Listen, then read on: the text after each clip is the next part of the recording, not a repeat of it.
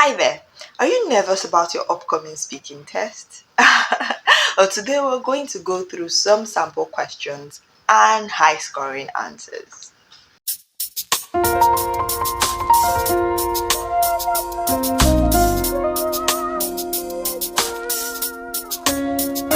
Hi, IELTS test takers. So last week we looked at the writing category of the IELTS. So this week we're going to be looking at the speaking category.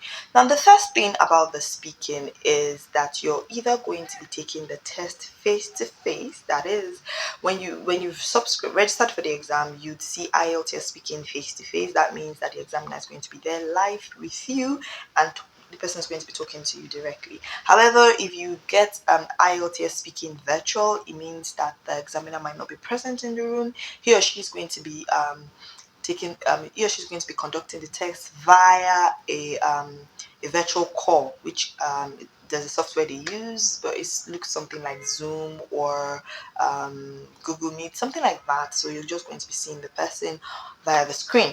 Now, whichever form or method of the IELTS speaking you're going to be taking, you're going to go through the same process of answering questions and generally testing how well you speak English. And I always tell my students the first and most important thing about the IELTS speaking is that you have to exude confidence. All right, if you have attended any of my classes, you know that this is the first thing I always try to drum into my students. You have to find a way to sound confident and of course comfortable. You have to show the examiner that you're comfortable speaking English. Now, these are the things that IELTS wants to check in your speaking. Number one is your fluency. How fluent are you? So if you're always pausing, you're not sure what to say, you're always trying to break your fluency, that will not fly on the IELTS. So you need to be fluent. All right. So the second thing that IELTS will check is your pronunciations. Now, IELTS wants to be sure that you can pronounce words clearly and well, satisfactorily well, of course. Third thing IELTS will check on your speaking is your vocabulary. And in the last week, we talked about contextual vocabulary when we're talking about writing. The same applies for speaking. You need to use contextual vocabulary. I went to see the doctor, he checked me and told me I have HIV. It's different from I visited the doctor, he examined me and diagnosed me of HIV and prescribed some drugs or routine medicine. Prescribe some routine medicine. Now, this your speaking, the band score for your speaking is determined by how well your vocabulary and your contextual vocabulary is. So you need to choose your words carefully. And the same strategy for writing works. Try to beef up your vocabulary on these topics or the topics we mentioned last week in writing. If you've not seen that video, you can always go down to watch it. So aside from your vocabulary, the last and final thing that IELTS will check on your speaking is with your speaking is your grammar. That is your ability to communicate with good grammar. Of course, your structure, your tenses, past tense, present tense, future tense, those kinds of things, how well you can use them, and of course the singular and plural. That is when you're saying things like this is and these are and things like that. These are the things that IELTS typically checks when you're speaking.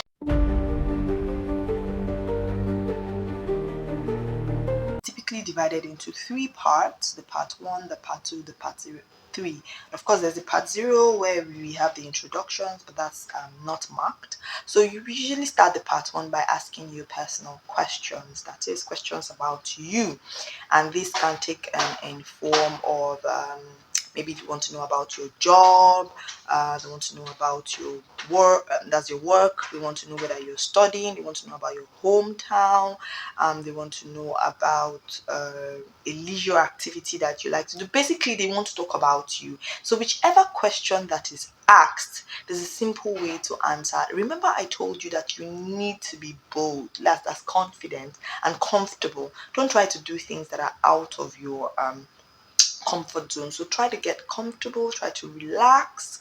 Right, speaking is about relaxing and speaking at your pace. Try not to be too fast or too slow because it begins to show nervousness. All right, so you take your pace and answer the question, because part one is just about you, about you, about you, about you. So the best way I like to answer part one questions is I like to answer the question directly and try to look for a little detail to add to it. So I try not to overextend my answers or do them very short. We don't like monolithical answers in our part one. For example, what do you like your job? And you say, oh, I like it, it's fine. Those are not really good answers because they're just too short. Now you want to answer the question directly and try to look for details or some details to add to it to make it a little bit okay, a presentable, a good answer. So let's begin with our first sample question.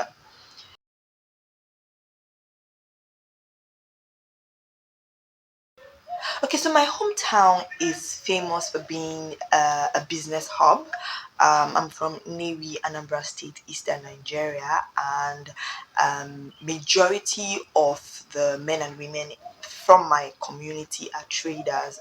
They're into businesses. You hardly find anyone doing a white collar job or working in a typical white collar setting. So everyone owns a business or does a trade. So typically we're known for trade like motorcycle spare parts, cars, and most recently technological gadgets.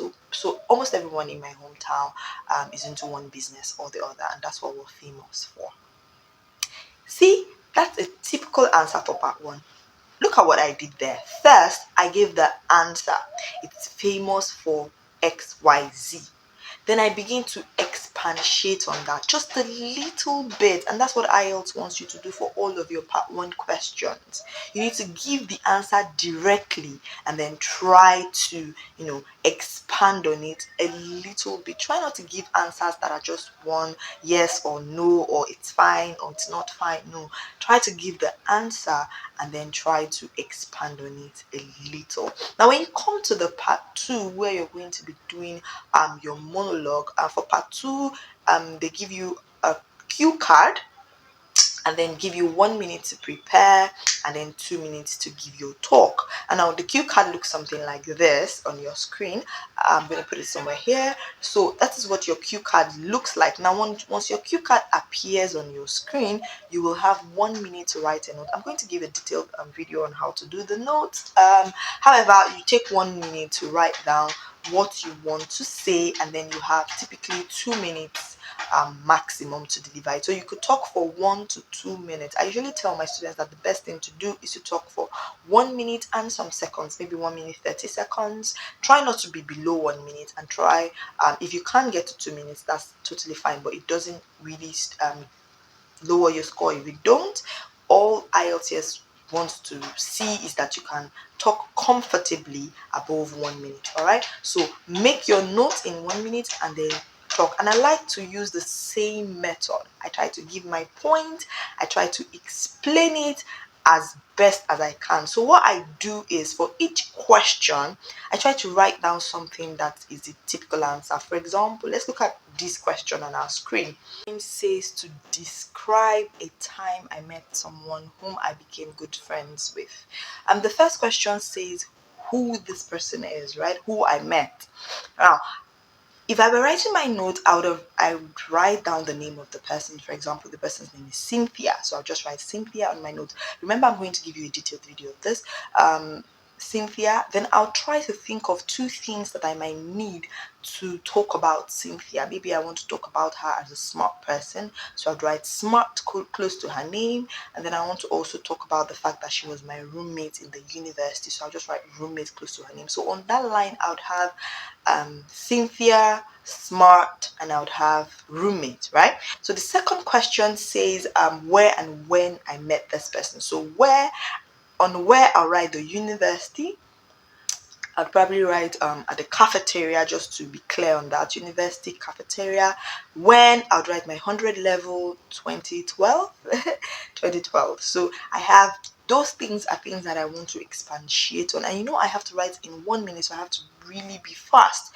So the third question says, what are my thoughts on this person? So I would, the first thought I had was that this person was beautiful. So I would write beautiful, bold. I'll write bold at the end, and really well mannered. So I'll put well mannered also. Then maybe the last thing he says, explain why you think you became good friends with this person. So I'm just going to write, because we shared a lot in common. She was in my class, and probably because we became roommates. So I'm going to put that down. So that's what my notes will look like in that 1 minute, so that I can start talking. Remember, don't just write answers to the question. Write things that will help you speak for the 2 minutes. So now the examiner will ask you to start talking. You could say something like, the friend I met, that I became really good friends with, is Cynthia. Cynthia is a really smart girl. She's someone that knows a bit about everything. She and I have been roommates now for about 3-4 years, because we're in our 4th year in school. I met Cynthia on my first year in school, the first week, 2012. That's when we just resumed university. I actually met her at the cafeteria. I had decided to go take a lunch break, and there she was. The first thing I thought about her was that she was really pretty. She had this really pretty hairdo, which was one of the popular hairstyles at the time, and I thought she was really pretty. But what really attracted me to her was the fact that she was so bold.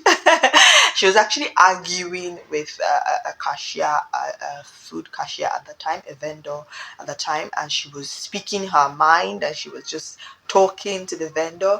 I liked how bold she was, because I'm not really that kind of a person. I like to keep my opinions to myself. So I found it very refreshing to find a girl that I thought was beautiful and bold. So I knew that we were going to be friends.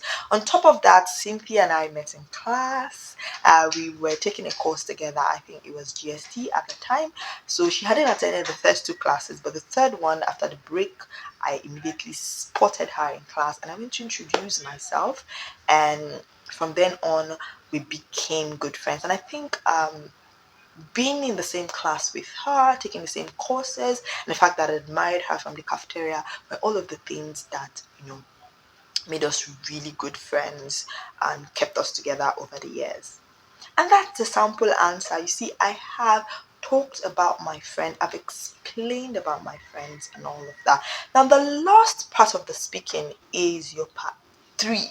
Now, in your part 3, you do a Q&A where the examiner asks you almost the same thing they do in the part 1, but this time around, it's more an abstract question. So because we've discussed my friendship with Cynthia, of course, that's what they're going to expand upon in my part 3, because part 3 is typically an expansion of whatever you talked about in part 2, but in a no more about you, but mostly about the world in general. So for example, if you look at my screen, you'd see that the topic of discussion is friends at school, and then the second one is making new friends. So remember that you're not going to be seeing the questions this time around for part 3. The examiner is just going to be asking you, and you're going to be responding. But typically, you're going to talk about whatever it is that was on your cue card in part 2.